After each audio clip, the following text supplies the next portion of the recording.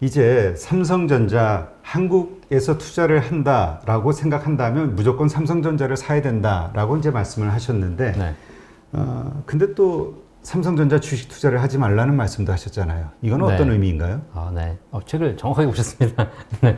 주식 투자를 하지 말라는 겁니다.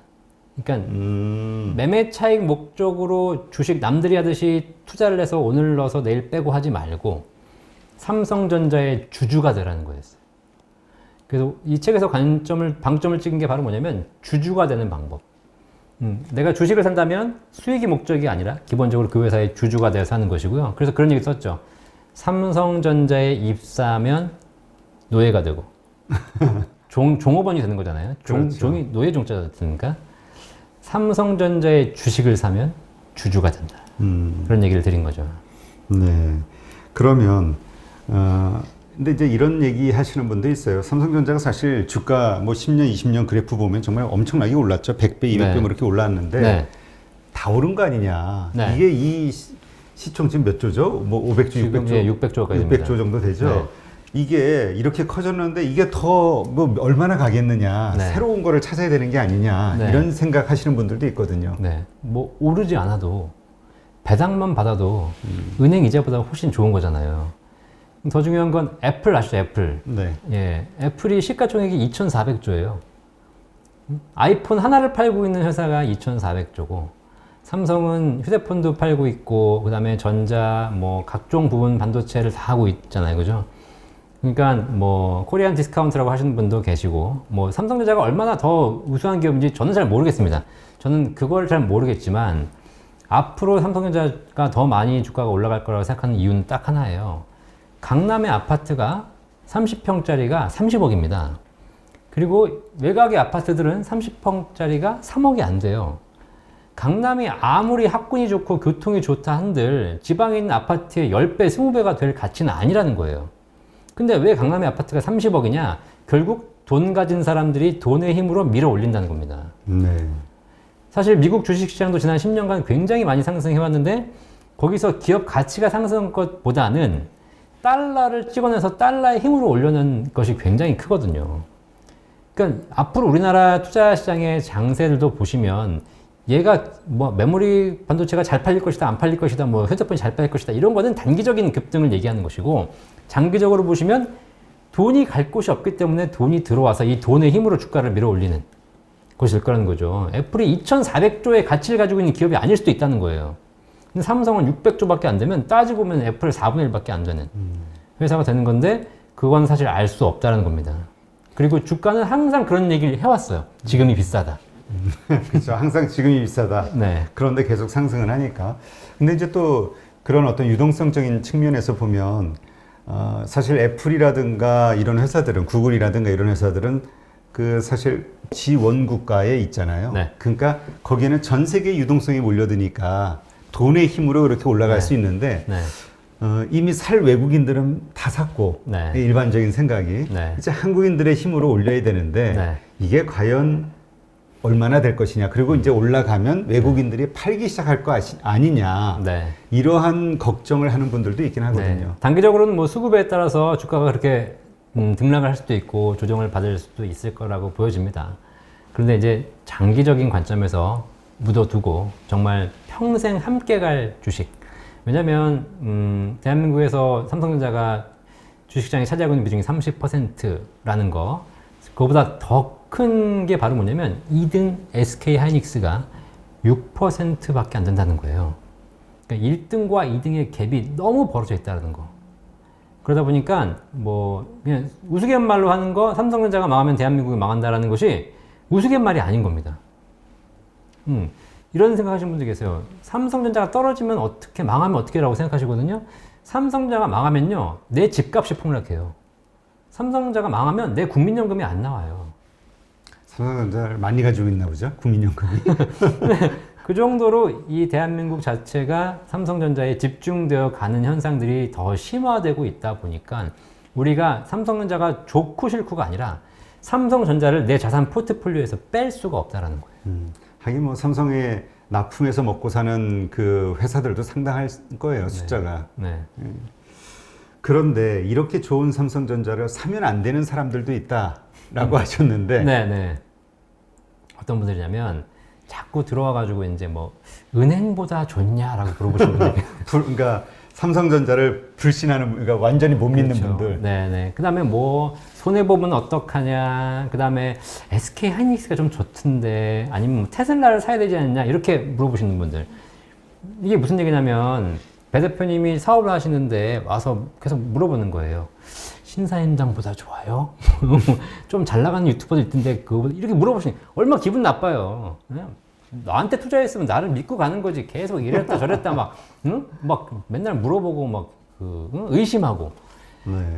그러니까 그렇게 비교 대상이 많으시는 분들은 결론적으로 들어와서 이 등락장을 견디지 못하시는 거예요. 그렇죠. 그리고 똑같은 내 주식시장 보는 그 현황판에도 삼성전자만 있어야지 자꾸 종목이 늘어나기 시작하면 어제 내가 요거 살 걸. 요거 살 걸. 이게 사람 심리가 다 똑같아요. 네. 그러면 장기 투자하기 쉽지 않기 때문에 근데 그분들이 장기 투자하지 않고 그분들이 손해보는 건 괜찮은데 그분들이 장을 흔들어 버린다는 겁니다.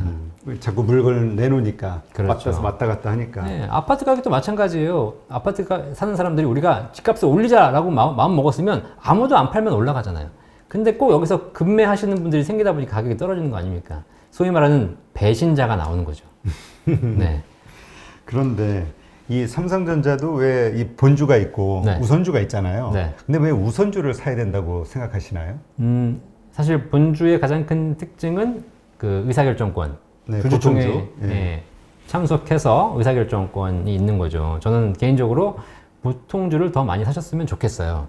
그러면 나중에 진짜 이 주주들이 모아서 이재용 부회장 불러놓고 얘기할 수 있는 거잖아요.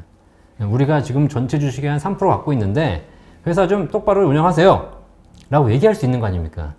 그죠? 근데 사실 개인 입장에서는 그런 것들이 중요하지 않고 그렇게 할 수 있는 힘도 있는 것이 아니니까 그렇다면 우선주를 사셔서 배당에 조금 더 유리한 조건을 갖추시는 것이 좋다는 거죠. 그래서 보통주 우선주의 갭을 보면 한 10% 정도 차이가 나기 때문에 그만큼 주식수를 더 늘릴 수가 있고 그것이 배당에 더 유리한 조건이 되는 거니까. 그 보통주하고 이 우선주하고의 그 배당률 차이가 없는 거죠? 배당금은 기본적으로는 원래 우선주가 조금 더 배당을 하는데 삼성전자 같은 경우는 이런 차이밖에 없기 때문에 배당금의 차이는 없습니다. 그런데 이제 똑같은 금액으로 더 주식수가 우선주가 싸다 보니까 더 많은 주식을 살 수 있다 보니까 아까 말씀드린 대로 배당은 주식 수에 따라 하는 거거든요. 그래서 훨씬 배당이 더 많은 금액을 받게 되는 거죠. 네. 그러니까 배당이라는 측면에서 놓고 봤을 때는 우선주가 훨씬 더 네. 매력적이다. 맞습니다. 보통주보다. 네. 이렇게 보시는 거군요. 근데 그 뭐라 그럴까요? 그 뭐 지금 하시는 일도 뭐 그런 비슷한 일을 하시겠지만 그 연금을 네. 많이 이제 이야기하잖아요. 네. 앞으로 연금이 있는 사람과 없는 사람의 노후가 완전히 달라질 것이다. 네. 이런 얘기도 있던데요. 네. 그 어떻게 연금을 이 주식 투자라든가 이런 걸로 만들어 나갈 수 있을까로 많이 고민을 하잖아요. 네. 그런 차원에서 네. 개인연금 뭐 그다음에 뭐죠? 우리 퇴직연금 이런 네. 것들을 가지고 어떻게 투자를 할 수 있을까 많이 고민하는데 우리가 그 어떻게 그러한 낼 수밖에 없는 우리 그 연금을 가지고 네. 그 노후를 준비할 수 있을까요? 네. 그러니까 이게 사실 제가 유튜브가 연금 박사예요. 아, 그러게 유튜브 채널 이름이 연금 박사시더라고요. 연금 박사. 사실 연금에 대해서 더 많이 알려드리려고 유튜브를 시작했는데 사람들이 만나고 보니까 다들 연금은 싫어하고 다 투자를 하는데 투자해서 날려먹고 있는 거예요. 다 왜냐하면 몇십 년 후에 돈보다 지금 바로 그렇죠. 들어올 돈이 더 네. 중요한 거예요. 그래서 오죽하면 그냥 그렇게 날릴 바에야 그냥 가장 우량 자산인 삼성전자 사셔라. 라고 사실 강의를 시작하는 것이 지금 몇 가지 와서 책까지 쓰게 된 거고요. 네, 원래는 이제 기본적으로는 노후에 가장 중요한 것이 연금. 왜냐면, 삼성전자로 돈을 많이 버실 수도 있죠. 근데 제가 만나본 어르신들 중에서는 돈이 많은데 스타벅스 커피 한 잔을 못 사 먹으시는 분들도 계세요. 그렇죠. 왜냐하면 현금이 없으니까. 네. 집은 몇십억짜리 집 가지고 그렇죠. 있지만. 그리고 가지고 있는 걸 뭔가 쓰고 날린다는 건 되게 부담스럽게 생각하신다는 거죠. 그리고 평생 그렇게 해서 지키기만 하다가 하늘나라로 가시는 거예요. 제가 책의 마지막 장에 뭐라고 썼냐면 천국에는 삼성전자가 없다. 그러니까 그 전에 어디 가수분이 그 방송에서 하는 말을 들었는데 세상 그 세 가지 부류의 사람이 있다고 그러더라고요. 평생 돈을 모으려고 네. 노력하다가 못 벌고 가는 사람.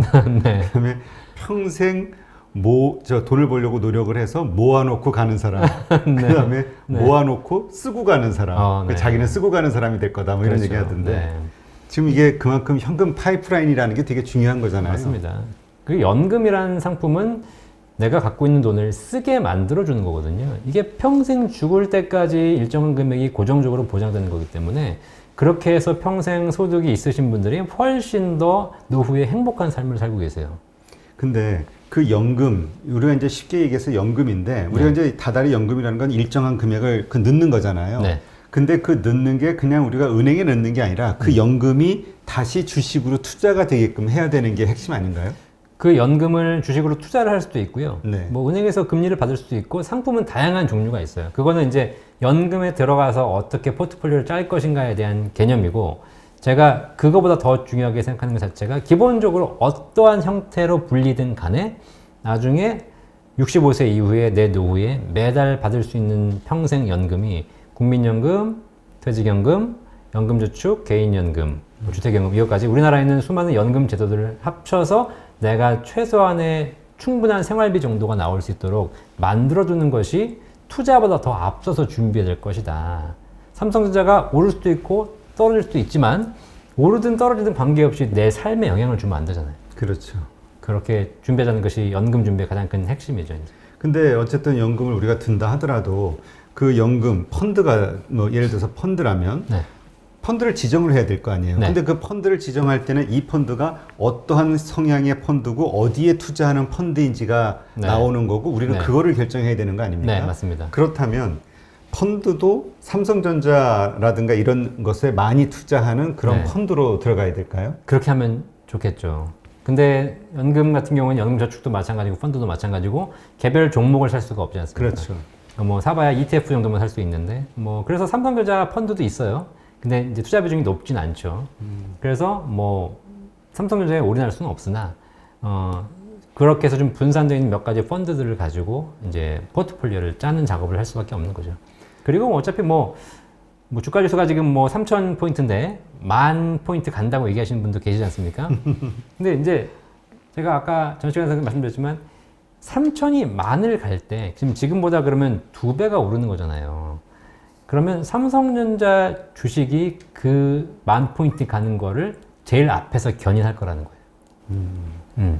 그래서 일정 부분 삼성전자 투자도 하시고 지수 관련된 투자도 하게 되면 결국 우리나라 주가가 오른다는 것은 삼성전자 주가가 오를 때 같이 인덱스라든가 전체 지수들도 같이 상승하게 되는 그런 구조가 되는데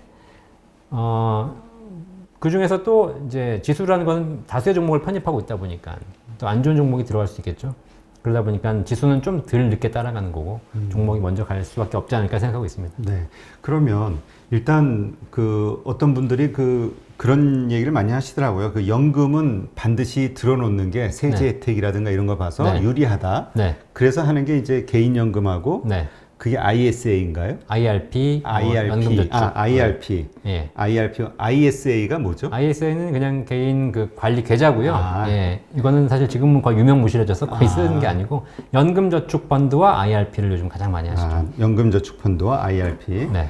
그럼 이 두 가지를 들을 때 최대한 우리가 세제 혜택을 받는 그 금액이 있잖아요. 네. 그러니까 퇴직연금은 얼마 정도 1년에 네. 넣었을 때 얼마의 그 혜택이 있고 네. 최대한 네. IRP는 얼마를 했을 때 얼마의 혜택이 있는지 네. 좀 알려주세요. 연금저축은 기본적으로 연간 400만 원 한도 내에서 세액공제를 받을 수 있도록 제도가 되어 있고요. 네. 근데 이제 소득에 따라서 좀 다릅니다. 돌려받는 세율은 기본적으로는 13.2% 돌려받으시는 건데 연봉이 5,500만 원 이하이신 분들은 16.5%까지 돌려받을 수가 있고 연봉이 1억 2천 넘어가시는 분들은 400이 아니라 300으로 줄어요. 기본적으로 한 400만 원 정도에서 세액공제 받을 수 있는 것이 연금저축 상품이고요. 뭐 펀드를 가입하시거나 보험을 가입하시거나 신탁을 가입하시거나 상관없이 그 연금저축이라는 상품에 가입하시게 되면 세액공제 받을 수 있게 되는 거고 추가로 거기다가 IRP를 하시게 되면 IRP 자체로는 700만 원까지 세액공제 받을 수 있고요. 네. 연금저축 400만 원 세액공제 이미 받으신 분들은 추가로 300까지 세액공제 받을 수 이게 있습니다. 합산돼서 그러니까 토탈 우리가 이러한 그 뭐라 그럴까 연금 혜택을 통해서 받을 수 있는 세제 혜택은 연간 700이라고 보면 되는 네. 거군요. 그리고 50세 이상이신 분들은 올해하고 내년까지는 200만 원 추가로 더 세액 공제 받으실 수 있어서 최대 900까지 가능합니다. 그러면 그 추가 200은 그 IRP에서 더 받을 수 있는 건가요? 아닙니다. 연금저축은 400에서 600까지 가능한 거고 아. IRP만 하신 분들은 900까지 가능. 200을 더 각각 200씩. 네, 맞습니다. 네. 아, 그렇군요. 그래서 이거는 정말 기본적으로 들어야 된다고들 말씀하시더라고요. 네. 뭐죠? 앞으로 수십 년 후를 내다보고 네. 젊었을수록 들었을 때 더 수익이 높아진다. 이런 얘기를 하시던데 네. 사실 먼 훗날을 위해서 이렇게 하기가 왜냐면 우리가 믿음이 없어서 그럴 것 같아요. 주식시장에 대한 믿음이. 네. 한국이 이 맨날 이 박스피라고 그래가지고 네. 올라갔다 다시 떨어지고 올라갔다 떨어지고 네.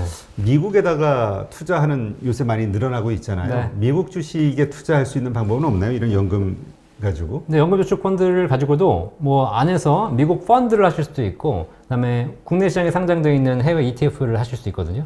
그렇게 해서 다양하게 미국이라든가 뭐 전 세계 시장에 투자할 수 있는 방법은 있어요.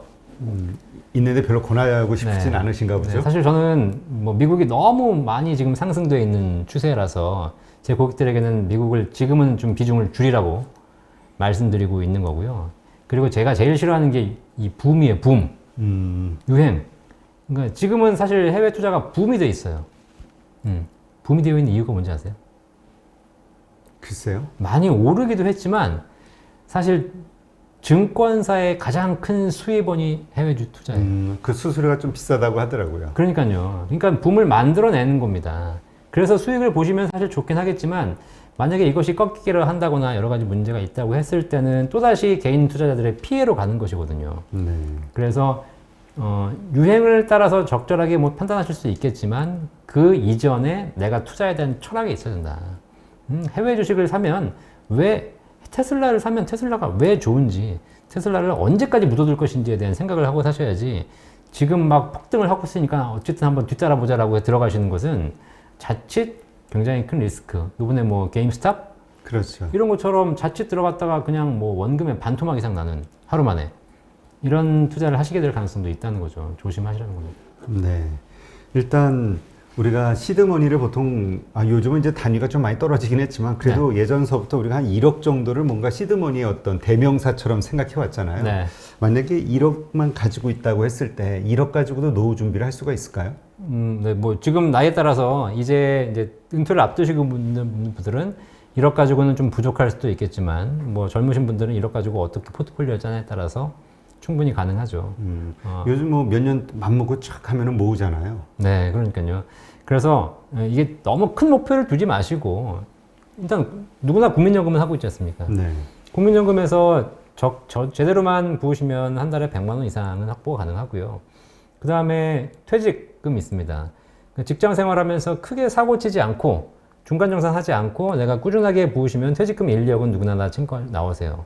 거기다가 연금저축이라든가 이런 IRP 이런 거 있잖아요. 이런 거 1년에 아까 뭐 400만 원, 700만 원씩 하시게 되면 20년만 해도 충분히 1억, 2억 자산을 모을 수 있어요. 그러니까 나라에서 하라는 것만 제대로 해도 노후에 사실 굶어 죽지는 않고 웬만한 생활을 할 수 있습니다. 거기다가 추가로 자기가 1억을 모을 수 있다면 1억을 가지고 연금을 준비할 수도 있고 아니면 이걸로 투자를 할 수도 있고 포트폴리오를 짤 수도 있어요. 그러면 내 인생이 이 생망, 이번 생은 망했어 라고 하실 게 아니라 충분히 가능한 거고요. 근데 그러기 위해서 너무 뒷북치는 투자만 안 하시면 돼요. 영끌 이런 거 그렇게 해서 좋을 수도 있겠지만 그렇게 해서 실패할 경우가 더 리스크가 크다 보니까 그거보다는 오히려 내 수준에 맞춰서 어떻게 투자하는 것이 좋을지에 대한 합리적인 포트폴리오를 짜보시는 게 좋죠. 네.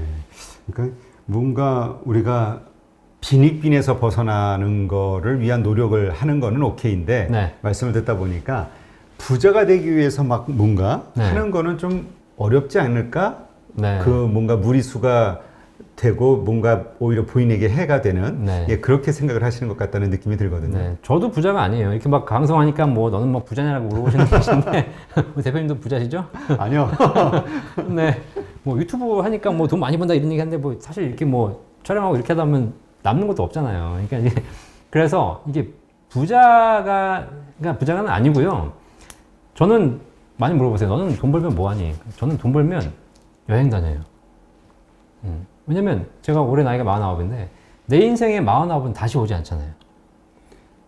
근데 결혼하셨죠? 네. 근데 그게 그 배우자가 네. 그런 거에 대해서 반대하면은 되게 힘들지 않나요?